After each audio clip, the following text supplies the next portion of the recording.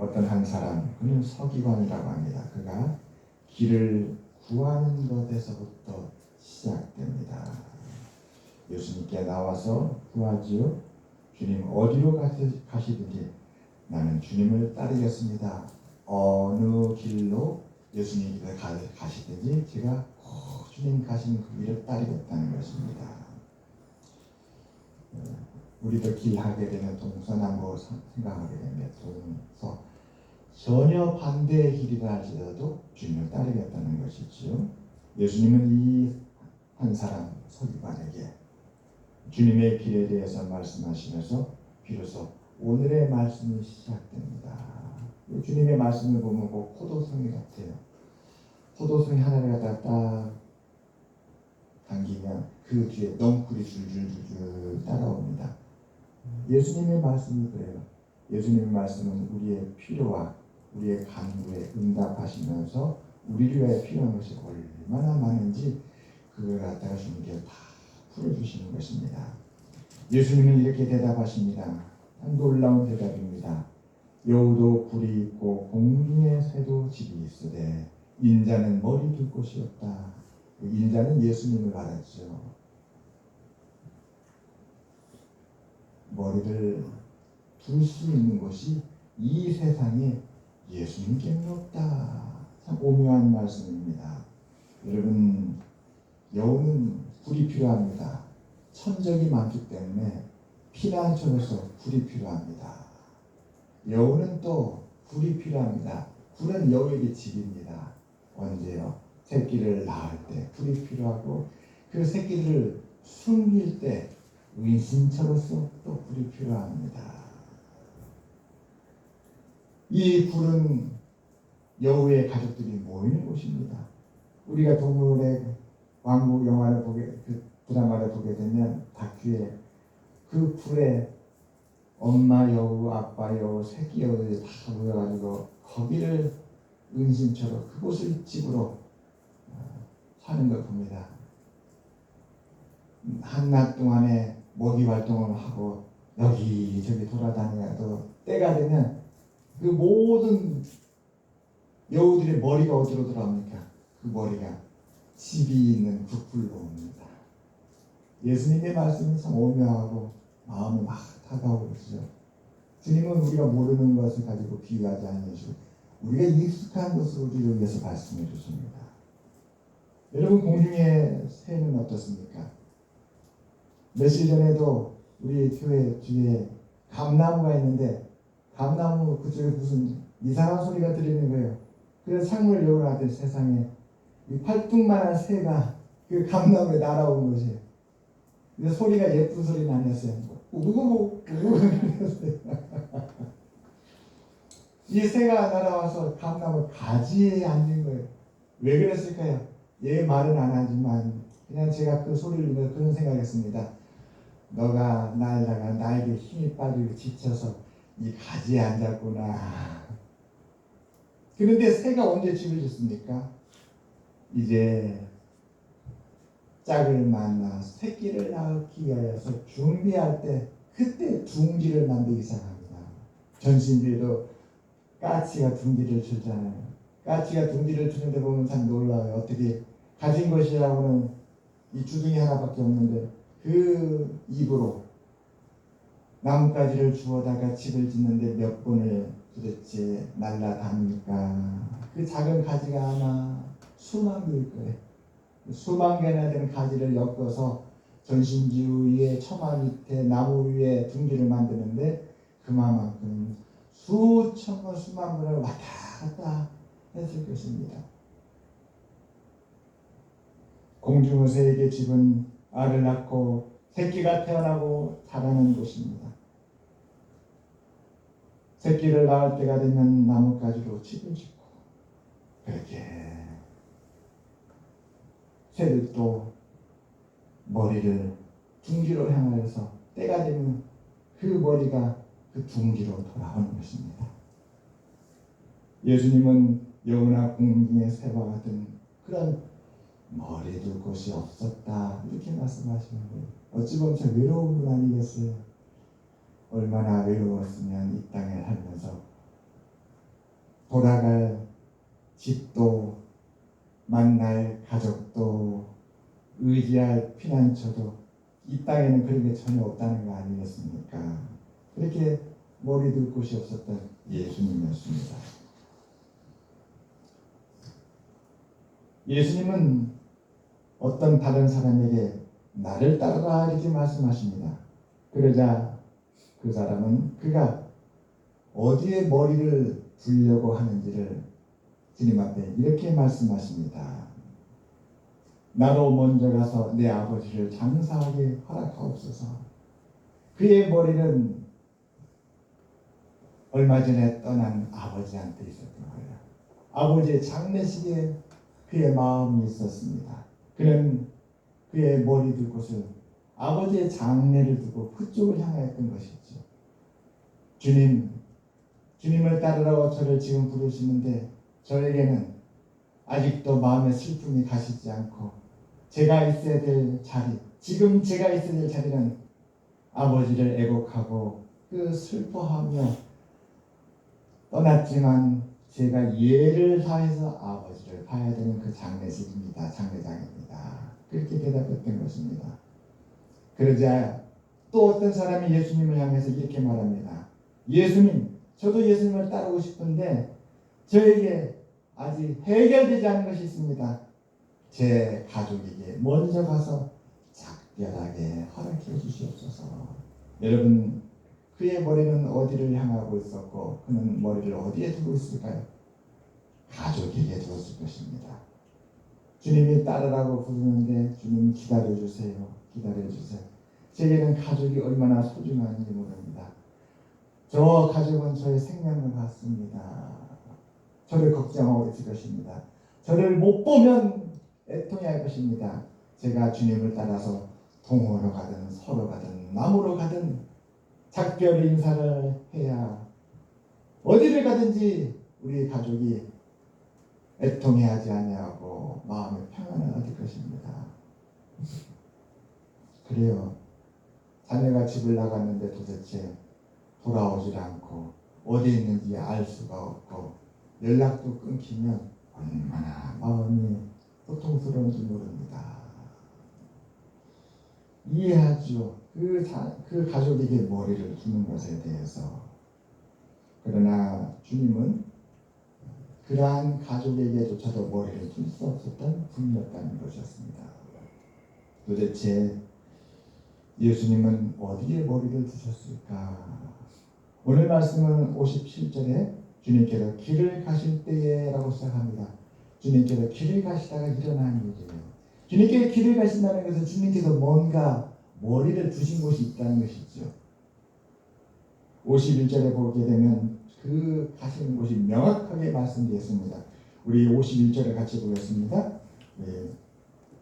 누가복음 9장 51절입니다. 예수께서 승천하신 기약이 차감해 예루살렘을 향하여 올라가시고 굳게 열심하고 지금 주님의 머리가 향한 것은 예루살렘이었던 것이었습니다. 그럼 예수님께서 그 서기관 주님은 어디를 가든지 따르겠다고 말한 사람한테 나는 예루살렘에 머리를 두었다. 나는 예루살렘에 가는 길이므로 그러면 예루살렘으로 같이 가자 했을 거예요. 근데 그게 아니었습니다. 예수님은 나는 머리 둘 곳이 없다. 그러면 예루살렘을 향해 가긴 가는데 머리를 그 예루살렘에 두는 것은 아니라는 것이죠. 우리 함께 오늘 이 말씀을 통해서 예수님은 어디에 머리를 두셨는가 함께 찾아보시기를 주님의 이름으로 축원합니다. 아멘.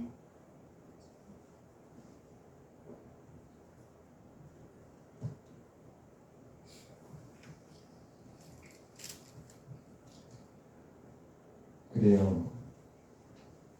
주님은 복음서 전체를 바라보면 사실 예수님은 예루살렘에서 주님을 기다리는 그것을 향해서 머리를 두시고 가셨던 것이었습니다.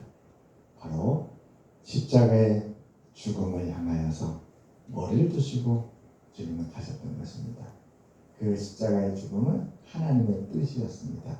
인류를 구원하시기 위하여. 예수님은 사람들이 생각하는 그 머리 둘 곳을 마음에 품고 간 것이 아니었어요. 사람들이 예수님을 이해를 못하는 거예요. 예수님, 우리는 이러이러한 것을 향해서 머리를 두고 살아갑니다. 그러한 것이 우리에게 너무나 소중하기 때문에 그렇습니다. 보세요.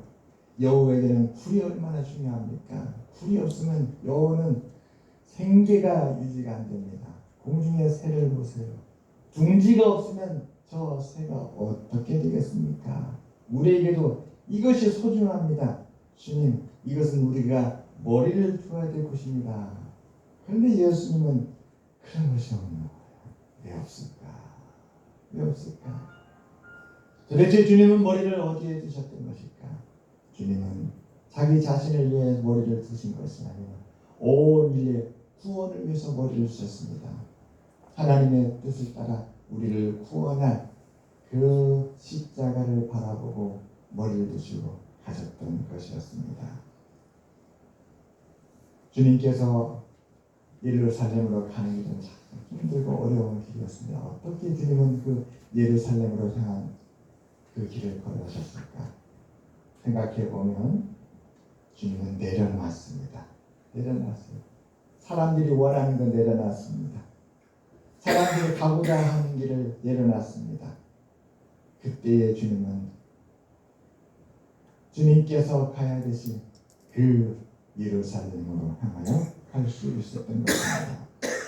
수고하고 무거운 짐진 자들아 다 내게로 오라. 내가 너희를 쉬게 하리라. 나는 마음이 오냐고 겸손하니 나의 몸에 내밀고 내게 태우라. 그래요. 무거운 짐이 우리로 하여금 참으로 주님을 향하여서 주님을 바라보기 어렵게 합니다.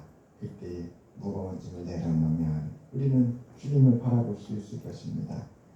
우리의 삶이 가벼워질 때 우리는 주님을 바라보고 주님 가시는 그 예루살렘 길에 우리는 같이 갈 수 있을 것입니다.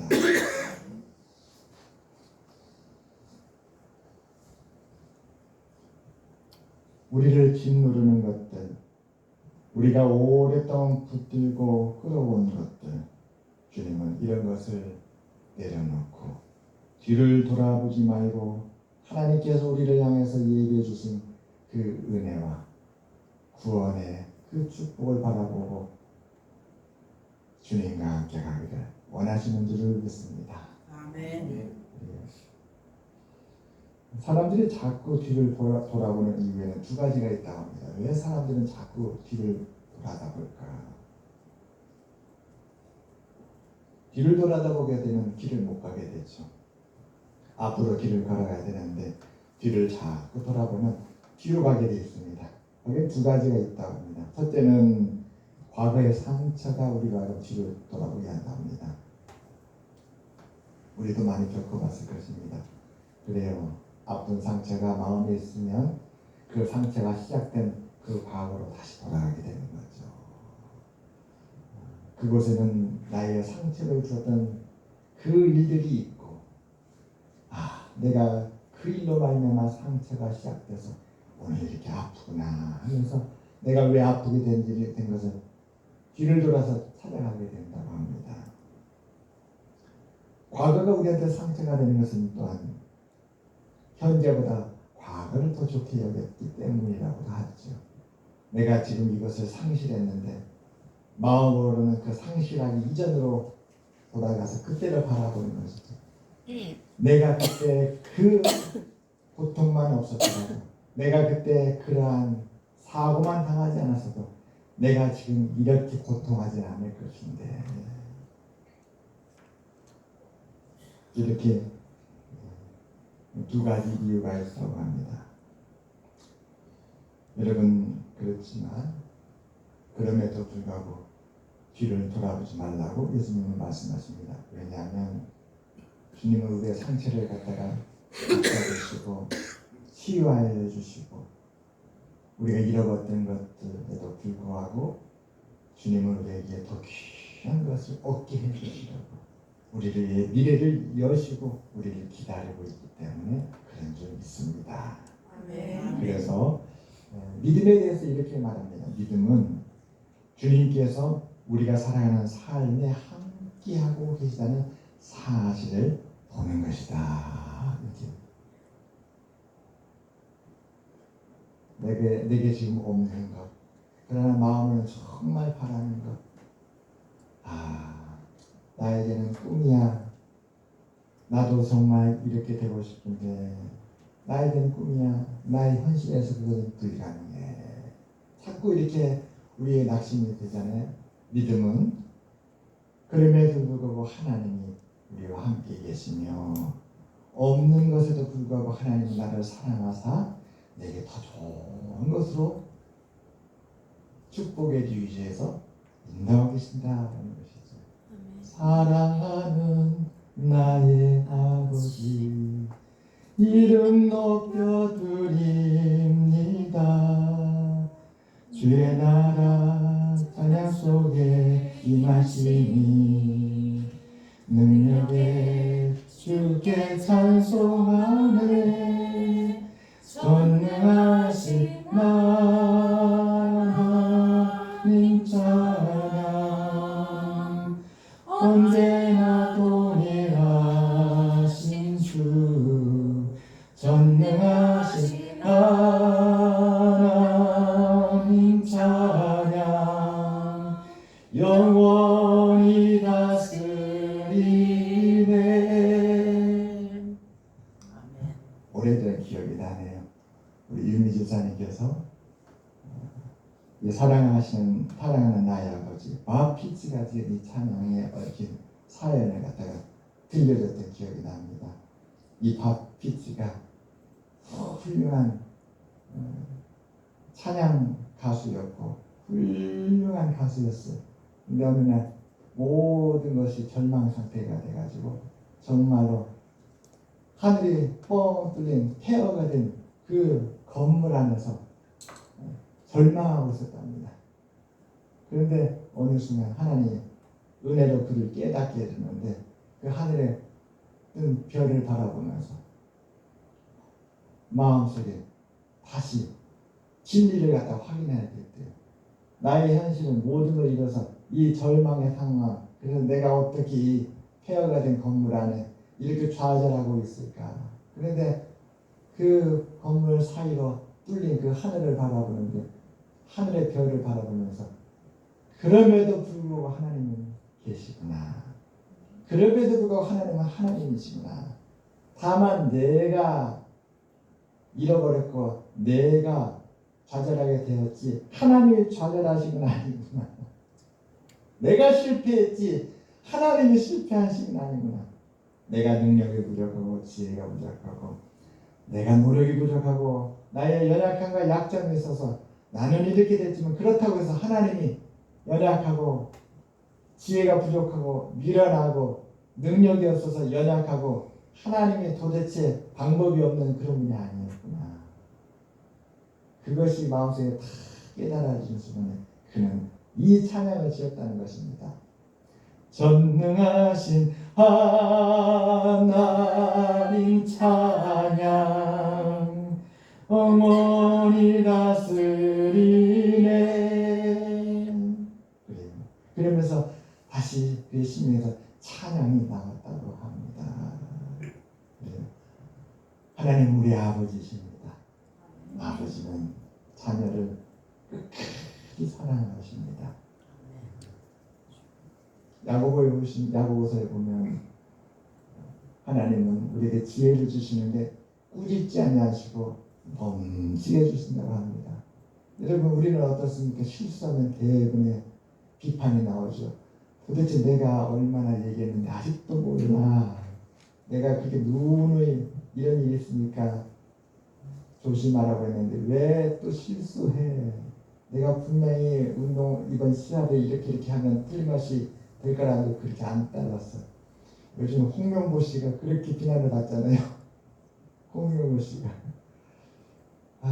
제일 고통스러운 분이 그분일 거예요. 월드컵에 그 스타 군단을 얼마나 참 포부가 있었고 기대가 있었습니까? 우리나라 역대 팀 중에 최고의 팀 플레이가 돼가지고 월드컵에 나갔다라고 이렇게 자화자찬했잖아요. 그런데 참으로 가장 어려운 상태가 되어버렸습니다. 그러나 우리가 그런다 할지라도 하나님은 우리에 대해서 결코 버리지 아니하시고 은혜를 거두시지 아니하시고 아침마다 변함없이 은혜를 주신 하나님이신 줄 믿습니다. 아멘. 모든 것은 우리와 함께 계신 주님을 우리가 포기하려 하신다. 우리 악보를 띄워주셨네요. 그리고 우리 선생님, 우리 한번 찬양 같이 해볼까요? 우리 윤미 집사님 반주 좀 부탁드립니다.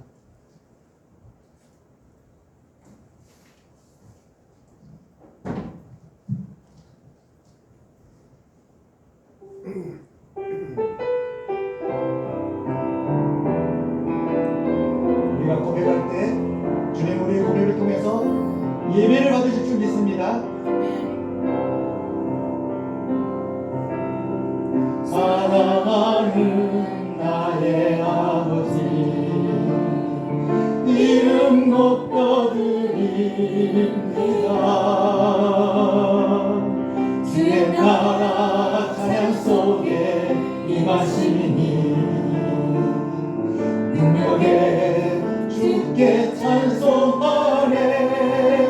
전능하신 하나님 찬양 언제나 동일하신 주, 전능하신 하나님 찬양 영원히 다스리네.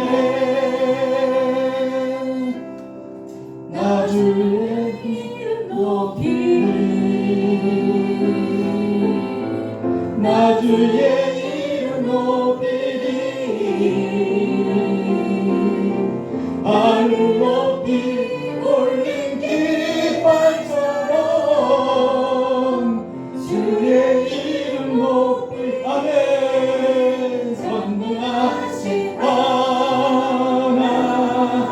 찬양 언제나 동일하신 주, 전능하신 하나님 찬양 영원히 다스리네.